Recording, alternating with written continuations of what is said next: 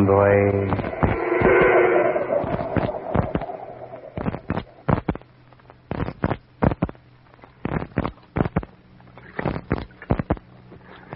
Weary days. Hot and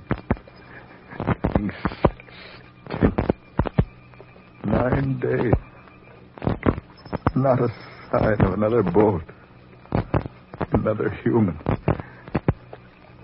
All those minutes. 9 days. Open boat. I can't believe yet that it's 1934. 9 days ago, I thought I'd get a scoop. How well I remember. I talked Winston Everly into going with me, using his private yacht far out into the Atlantic, where things were happening. Together we defied precautions, offered ourselves as bait for some unseen devil beneath the waters of the Eastern Sea. And that was 9 days ago.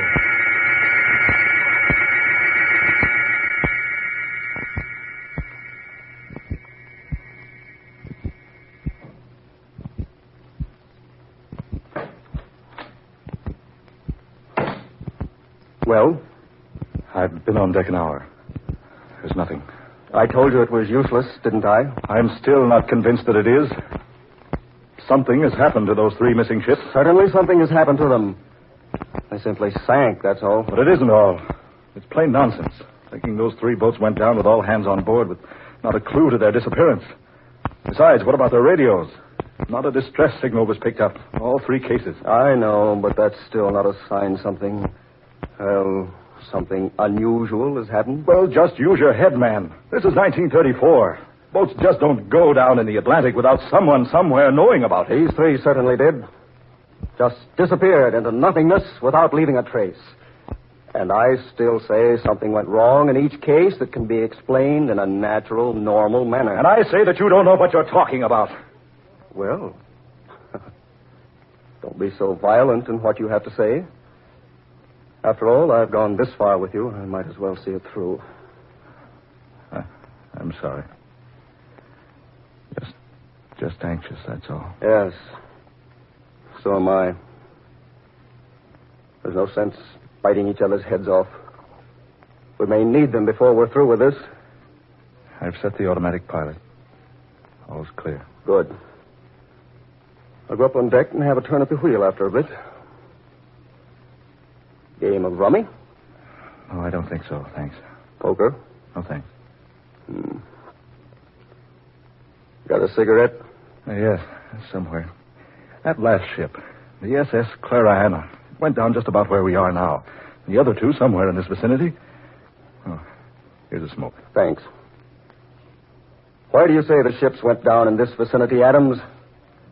No one knows where they went down. What I mean is they were last heard from within a vicinity of, 50-mile radius here, all of them. I admit it would be a strange coincidence for all 3 of them to disappear in such a small area, but, stranger things than that have happened at sea. It's not a coincidence. Something has happened to those boats which none of us can explain. Something that isn't ordinary. Mr. Everly. Oh, what's that? Brown in the radio room on the talkback system. Mr. Everly. Hand me that microphone, will you, Adams? Sure, here. Yes, Brown? Just got a report that all passengers on those 3 remaining ships have been reported safe. You mean the boats have been found? No, sir. The passengers from all 3 ships were set adrift in the lifeboats. Well, what's happened to them?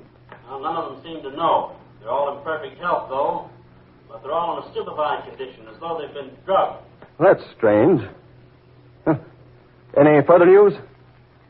No, sir, none. I just picked it up from a news broadcast from the States. Thanks, Brown. Now, what do you think, Everly? Strange. All hands from all 3 ships set adrift in the lifeboats, and none of them knowing what happened to them. And all of them in a drug condition. That doesn't make sense. No one could drug 3 boatloads of passengers. Through the drinking water? Half of them don't drink water when they're aboard. Still, they were drugged. But how, man? How? That's another mystery I'd like to clear up. Then perhaps you can. What? I say. Where did you come from? Who are you? My name is Siegfried.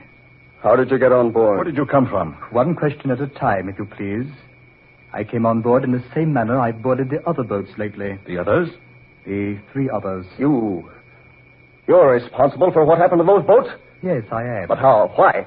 I needed them for my own purposes. You destroyed them? I sent them to the bottom of the Atlantic. I repeat, you destroyed them? Quite the contrary. I used them to a very good advantage. What do you mean? Would you like to know? I certainly would. Then I shall be glad to show you if you wish. It will entail a trip to the bottom of the sea. You're talking like a madman. Am I? I regret you think so.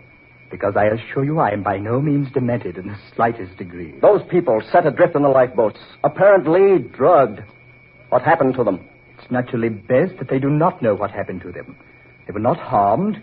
They were carefully guarded against danger. And no harm shall come to them. But the boats? The cost of the boats and the inconveniences which naturally arise through their loss have all been taken care of.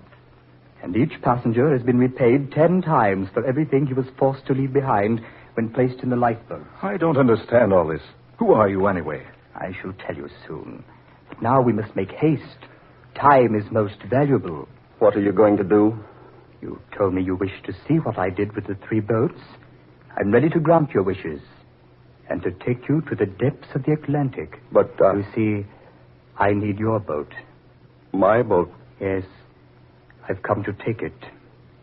I welcome you to go along with me, if you wish. But where? What are you going to do with the boat? I've already told you I need it. Together with the others, I have use for it. At the bottom of the sea. That's perfectly ridiculous. No one has need for a boat down there. I have. How do you propose to take us there? I cannot tell you that. You will merely do as I say.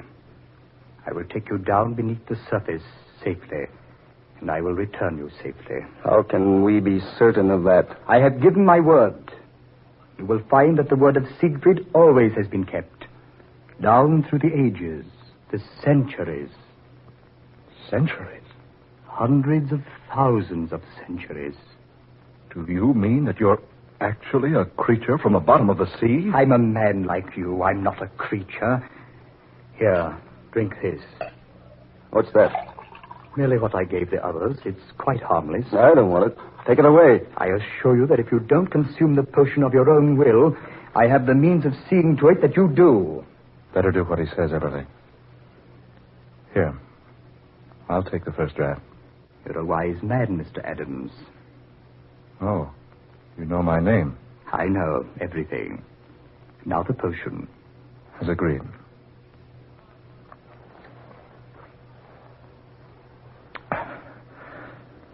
All right. Now, Mr. Eberly, your radio man and mechanic have already been set adrift. They will arrive safely ashore within a few days. None the worse for their experience. Mr. Eberly? No, I won't take it. Take it away. Get away from me. Too late to change your mind now. You will drink all of this. No, I don't want it. I give you one more opportunity. No, I refuse. I'm no fool. I won't take it. Very well, then, Mr. Eberly. There. What have you done to her? I told you I had the means of compelling you to take the mixture. Now it's well with both you and Mr. Adams. I shall take your boat and the 2 of you along with it.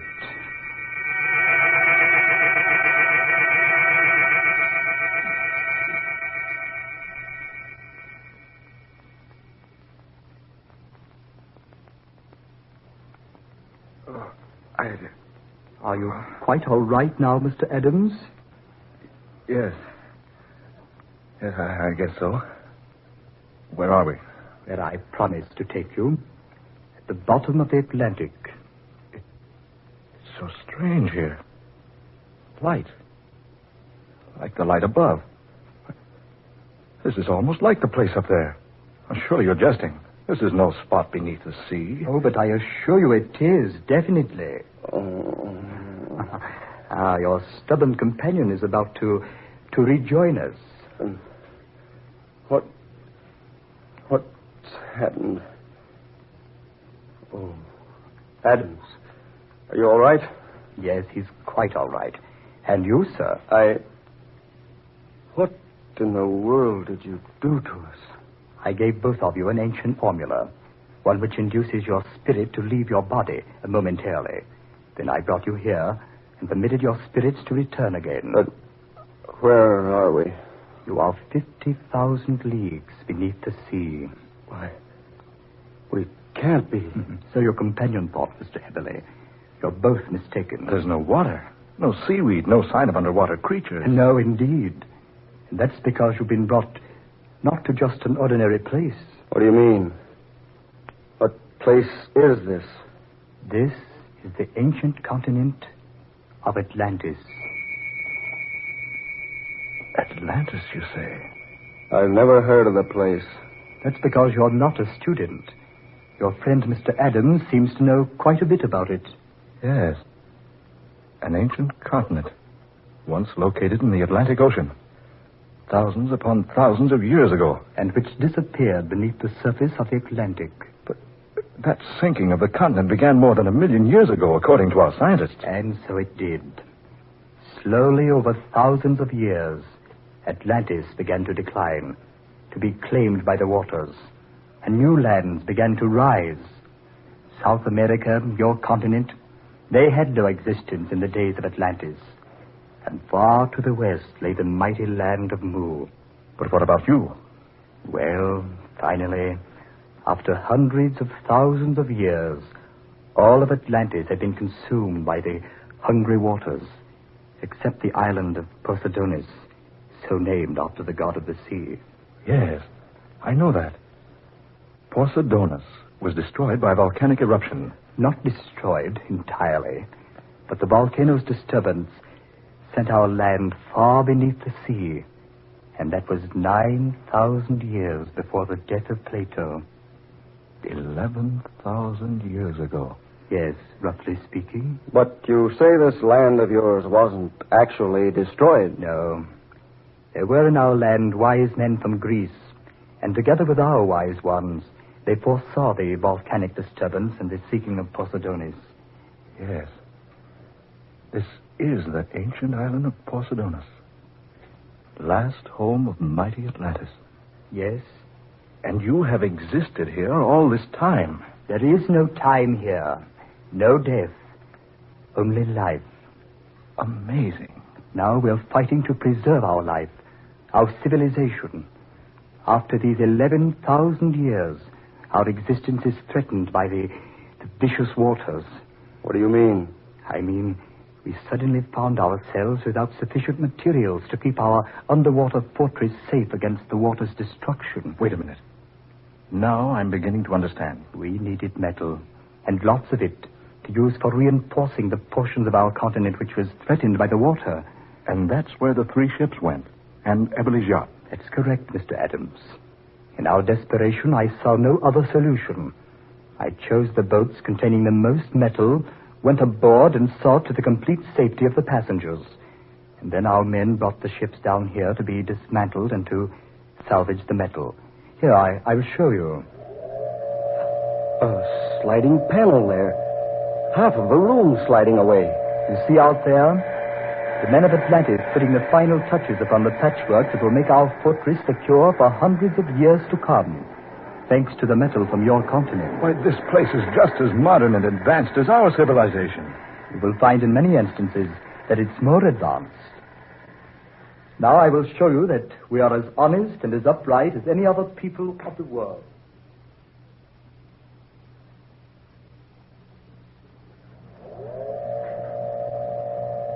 This is the treasure room of Atlantis. Harvey, look. Jewels, gold and silver, treasures of every sort here. The room is completely filled with valuable treasures. Each passenger on those boats we confiscated received a portion from our treasure room, enough to more than repay him for whatever loss he suffered. and the boat owners were paid double the value of their vessels. When you return to the surface above, you will be given a portion likewise in payment for your yacht, Mr. Eberle. I've never seen quite so many valuables together in one place in all my life. Oh, come now. I've shown you the explanation of what has been happening. It's time we refresh ourselves, and time you were preparing for your return journey.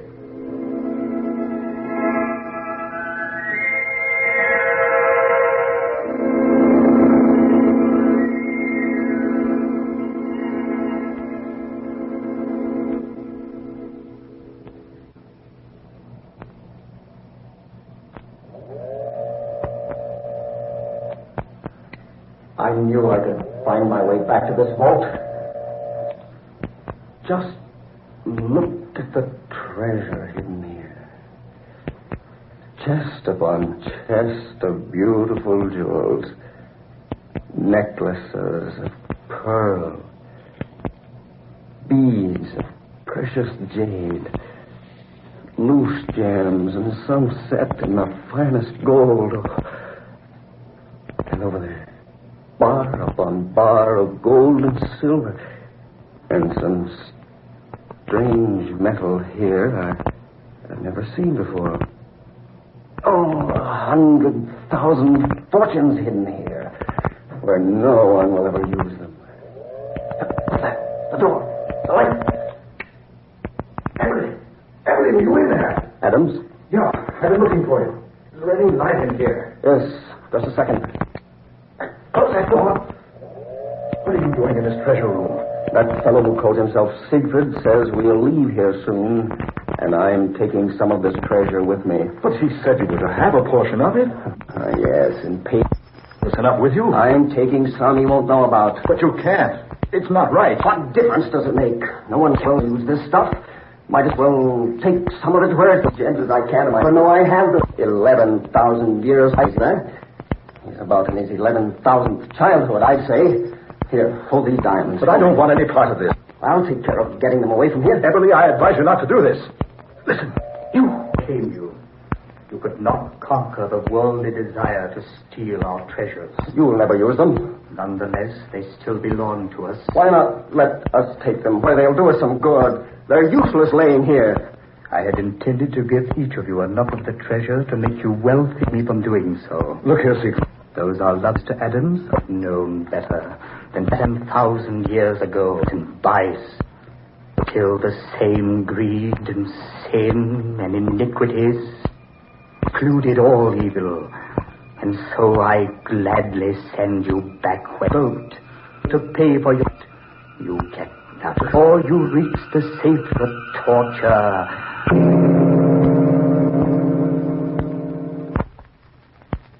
Days adrift. Long weary days. Big sun. Or food. Unconscious from the bottom of the... Moving. Lifting his head. Heavily. Oh. Heavily, man. Heavily. Still... Steady, man. Oh, will this never end?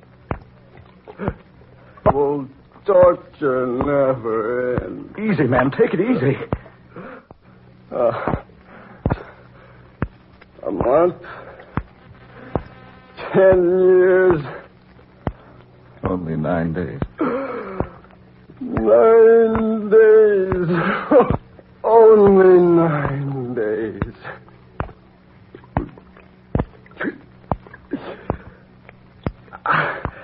I can't stand it, Harvey. I can't stand it any longer. Save your strength, man. I'm going mad. I can't stand it. There in the bottom of the boat. The chest of treasure in payment for my yacht. Emily! Emily! What good will it do now? We'll be dead when we reach shore. Oh, we'll be dead. Steady. But nobody else will get it. What are you going to do? There won't be left here for anybody else. I'll see to that no one else gets his hands on it. Emily! He cheated us out of the rest of that treasure. Emily, don't jump! No one else will get this. Emily! I'll take Emily!